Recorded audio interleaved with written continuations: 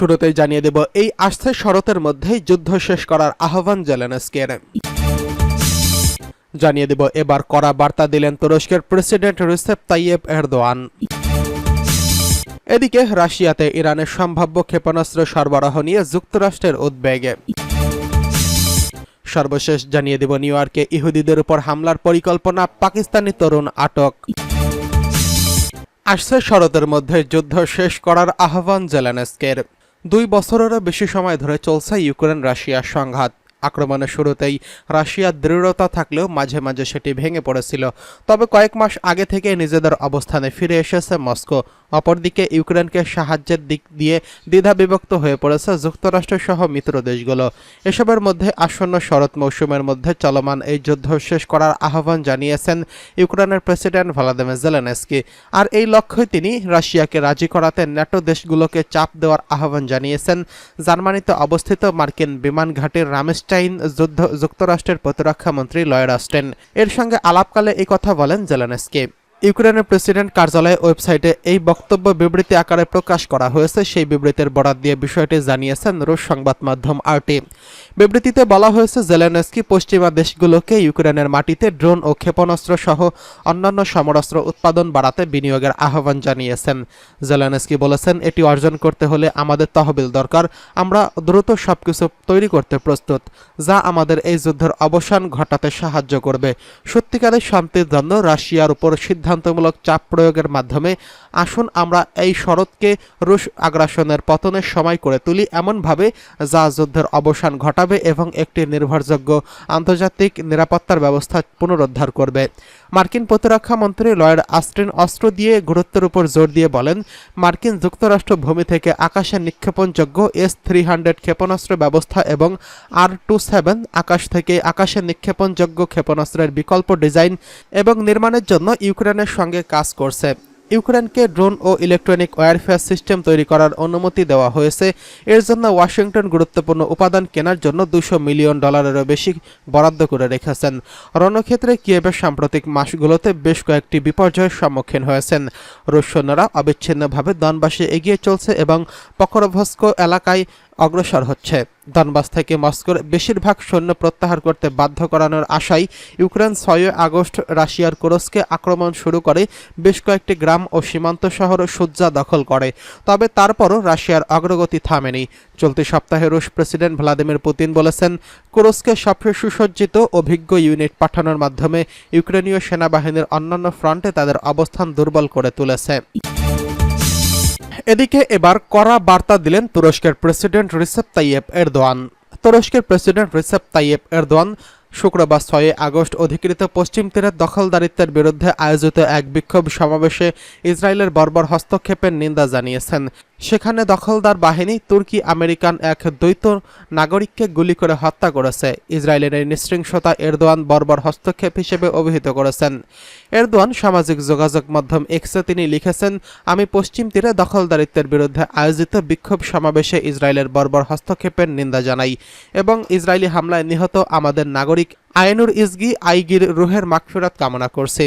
এর আগে বিবিসির প্রতিবেদনে বলা হয়, ইহুদি বসতি বাড়ানোর প্রতিবাদে পশ্চিম তীরের নাবলুসের কাছে বেইতা শহরের এক বিক্ষোভ কর্মসূচিতে ইসরায়েলি বাহিনী গুলি চালায়। এতে আয়শানুর ইজগি নামের এই তরুণী নিহত হয়। স্থানীয় সংবাদ মাধ্যমগুলোর দাবি, ইসরায়েলি সেনাদের গুলিতে 26 বছর বয়সী এই নারী মারা গেছেন।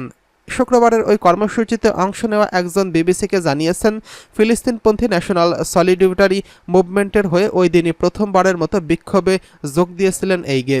একজন প্রত্যক্ষদর্শী বিবিসি ওয়ার্ল্ড সার্ভিসের নিউজ ওয়ার প্রোগ্রামকে বলেছেন, তিনি বিক্ষোভে 2টি গুলি চালানোর শব্দ শুনেছেন। ওই ঘটনায় মার্কিন পররাষ্ট্রমন্ত্রী অ্যান্টনি ব্লিংকেন দুঃখ প্রকাশ করেছেন। হোয়াইট হাউস তাদের মিত্র ইসরায়েলকে দোষারোপ না করলেও ঘটনার তদন্তের আহ্বান জানিয়েছেন।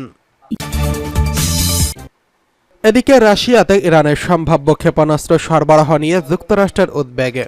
রাশিয়াতে ইরান ব্যালিস্টিক মিসাইল সরবরাহ করলে ইউক্রেন সংকট আরও মারাত্মক আকার ধারণ করবে। 2 দেশের সামরিক অংশীদারিত্ব দৃঢ় হচ্ছে এমন প্রতিবেদনের ভিত্তিতে শুক্রবার এই হুঁশিয়ারি দিয়েছে যুক্তরাষ্ট্র। ব্রিটিশ বার্তা সংস্থা রয়টার্স এই খবর জানিয়েছেন। হোয়াইট হাউসের জাতীয় নিরাপত্তা পরিষদের মুখপাত্র শান শাভেট বলেছেন, ইউক্রেনে সর্বাত্মক অভিযান শুরুর পর থেকেই আমরা রাশিয়া ও ইরানের ঘনিষ্ঠ সামরিক অংশীদারিত্ব সতর্কতার সঙ্গে পর্যবেক্ষণ করে আসছি। রাশিয়াকে ইরান অস্ত্র দেওয়ার মানে হচ্ছে ইউক্রেনে চলমান রুশ আগ্রাসনের সমর্থন প্রদান করা। এতে পরিস্থিতি আরও জটিল হতে পারে। আগস্টের এক প্রতিবেদনে রয়টার্স জানিয়েছিল, ইরানের পক্ষ থেকে কয়েকশো ফাথ 360 স্বল্পপাল্লার ব্যালিস্টিক মিসাইল পেতে পারে রাশিয়া। প্রতিবেদনে আরও বলা হয়, রুশ বাহিনীকে অনেক সদস্য ইরানের স্যাটেলাইট নিয়ন্ত্রিত অস্ত্র ব্যবহারের প্রশিক্ষণ নিচ্ছেন। নাম প্রকাশ্যে অনিচ্ছুক এক মার্কিন কর্মকর্তার বরাতে দেশটির সংবাদ মাধ্যম ওয়াল স্ট্রিট জার্নাল শুক্রবার জানিয়েছেন, রাশিয়াতে স্বল্পপাল্লার ক্ষেপণাস্ত্র পাঠাতে যাচ্ছে ইরান। এদিকে সম্ভাব্য অস্ত্র সরবরাহ সতর্কতার সঙ্গে পর্যবেক্ষণ করা হচ্ছে বলে জানিয়েছেন অন্য এক মার্কিন কর্মকর্তা। যুক্তরাষ্ট্র ও তার মিত্ররা কিছুদিন আগেই সতর্ক করেছিলেন, ইরান এই ধরনের কোনো পদক্ষেপ নিলে তার ফলাফল হবে মারাত্মক। এরপরে সম্ভাব্য অস্ত্র সরবরাহ নিয়ে অস্বস্তি দেখা দিল। সাম্প্রতিক মাসে ইরান ও রাশিয়ার ঘনিষ্ঠ সম্পর্ক পশ্চিমাদের উদ্বেগের কারণ হয়ে দাঁড়িয়েছে। এদিকে ইউক্রেন ইস্যুতে তেহরানের নৈতিক অবস্থান অপরিবর্তিত আছে বলে জানিয়েছেন জাতিসংঘের ইরানের স্থায়ী প্রতিনিধি। নিউ ইয়র্কের শুক্রবার এক বক্তব্যে বলেছেন, যুদ্ধরত কোনো পক্ষকে অস্ত্র সহায়তা দেওয়া ইরান সমর্থন করে না। এমন কোনো পদক্ষেপ গ্রহণ যা মানবিক বিপর্যয় ও অবকাঠামোগত ক্ষতির ব্যাপকতা বৃদ্ধি করে এবং সম্ভাব্য সমঝোতার পথ দুর্গম করে। এদিকে নিউ ইয়র্কের ইহুদিদের উপর হামলার পরিকল্পনা, পাকিস্তানি তরুণ আটক। গত বছরের 7 অক্টোবর ইসরায়েলি সীমান্ত পেরিয়ে নজিরবিহীন হামলা চালায় ফিলিস্তিনি প্রতিরোধ আন্দোলন হামাস। বদলা নিতে গাজায় নৃশংস হামলা চালাচ্ছে ইসরায়েল। প্রায় 11 মাস পেরিয়ে গেলে গাজায় ইসরায়েলি আগ্রাসন থামেনি। বিশ্বজুড়ে যুদ্ধবিরতির আহ্বান উপেক্ষা করে গাজা ও অধিকৃত পশ্চিম তীরে নিষ্ঠুরতা চালিয়ে যাচ্ছে ইসরায়েল। আগামী 7 অক্টোবর গাজা যুদ্ধের 1 বছর পূর্তি হবে। ইহুদিদের উপর হামলা করতে পারে এমন অভিযোগে এক পাকিস্তানি তরুণকে আটক করেছে কানাডা। মার্কিন বিচার বিভাগের দাবি, নিউ ইয়র্কের বসবাসরত ইহুদিদের উপর হামলা ছক করছে ওই পাকিস্তানি তরুণ। গত বুধবার কানাডীয় ও মার্কিন তদন্তকারীরা শাহাবেজ খান নামের 20 বছর বয়সী এই তরুণকে আটক করেছে।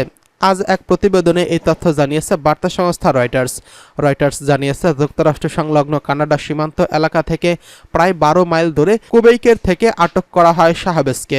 প্রতিবেদনে বলা হয়, জঙ্গি গোষ্ঠী ইসলামিক স্টেটের পক্ষ থেকে নিউ ইয়র্কের নগরে ইহুদিদের বিরুদ্ধে সন্ত্রাসী হামলা চালানোর পরিকল্পনা করছিলেন তিনি। এদিকে শুক্রবার এফবিআই এর এক বিবৃতিতে জানিয়েছেন, 2 ব্যক্তির সঙ্গে মিলে শাহাবেজ হামলা ছক করছিলেন। তবে ওই 2 ব্যক্তি যে গোয়েন্দা ছিলেন তা তিনি বুঝতেই পারেননি। শাহাবেজ হামলার জন্য ওই দুজনকে আধা স্বয়ংক্রিয় রাইফেল এবং গোলাবারুদ ও ছুরি সংগ্রহ করতে বলেছিলেন। মার্কিন কৌশলীরা বলেছেন, যুক্তরাষ্ট্র সীমান্ত পার করে দেওয়ার জন্য মানব পাচারকারীদেরও অর্থ দিয়েছিল শাহাবেজ। আগামী 13 সেপ্টেম্বর এই তরুণকে মন্টিলয়ের এক প্রতিবেদনের আদালতে হাজির করার কথা জানিয়েছেন।